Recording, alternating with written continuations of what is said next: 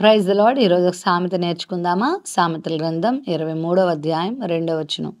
నీవు తిండిపోతు అయిన ఎడల నీ గొంతుకకు కత్తి పెట్టుకొనుము. తిండిపోతుగా ఉంటే గొంతుకు కత్తి పెట్టుకోవడం ఏంటి అనుకుంటున్నారా? ఈ రోజుల్లో చాలా మంది ఈ పోతులు కనబడతా ఉన్నారు. మనకు తెలుసు, త్రాగుబోతు తెలుసు, నిద్రపోతు తెలుసు, తిరుగుబోతు తెలుసు, తిట్టుబోతు తెలుసు. ఇక్కడ తిండిపోతు కనబడుతున్నాడు. కొంతమందికి తిండుంటే చాలు, ఎవరైనా తిండికి వారిని ఆకర్షింపచేసి వారిని ఏమైనా చేసేలాగా వాళ్ళు తయారైపోతూ ఉంటారు.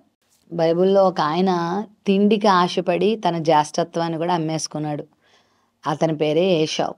ఒక్క పూట కోటి కొరకు తన జ్యేష్ఠత్వాన్ని అమ్ముకున్నాడు. తిండి చాలా ముఖ్యం. మన దేహము సర్వైవ్ అవ్వాలంటే దీనికి ఆహారం పెట్టాలి. దీనికి ఆహారం అవసరం. 3 పూటలో మనం దీనికి ఆహారం పెడతాం. కానీ ఎక్సెస్ ఫుడ్, లేకపోతే తినవలసిన దానికన్నా ఎక్కువ గనక మనం తీసుకుంటే దాన్ని తిండిపోతుతనం అంటారు. కొంతమంది ఎందుకు బ్రతుకుతున్నారా బాబు అంటే తినడం కోసమే బ్రతుకుతున్నాం అంటారు. వాస్తవానికి మనం తినడానికి బ్రతకట్లేదు, బ్రతుకుతున్నాం కాబట్టి తింటున్నాం. తిండికి అంత ప్రాధాన్యత ఇవ్వాల్సిన అవసరం లేదు. శరీరానికి ఆరోగ్యం కలిగించేటువంటి ఆహారాన్ని తీసుకోవాలి. చక్కగా చురుకుగా ఉండాలి. ఆరోగ్యంగా ఉండడంలో తప్పులేదు. కానీ తిని తిని తిని తిని ఇంకా తిండి కొరకే జీవితం అన్నట్లుగా మనం ఉండకూడదు. అలా గనక ఉంటే గొంతుకకు కత్తి పెట్టుకోమంటున్నాడు ప్రభు. కొన్నిసార్లు తిండి వలన చాలా కుటుంబాలు పాడైపోతున్నాయి. తిండిపోతనం వలన ఆధ్యాత్మిక జీవితంలో ఎదుగుదల లేదు. తిండిపోతనం వల్ల చదువులు సాగవు, సరిగా ఉద్యోగాలు చేయరు, సరిగా వ్యాపారాలు చేయరు. తిండిపోతనం వలన ఎన్నో రోగాలు, తిండిపోతనం వల్ల ఎన్నో నష్టాలు ఉన్నాయి. అయితే గొంతుకకు కత్తి పెట్టుకోవడం అంటే గొంతుకులో ఏదో కత్తి దూర్చుకోమని కాదు.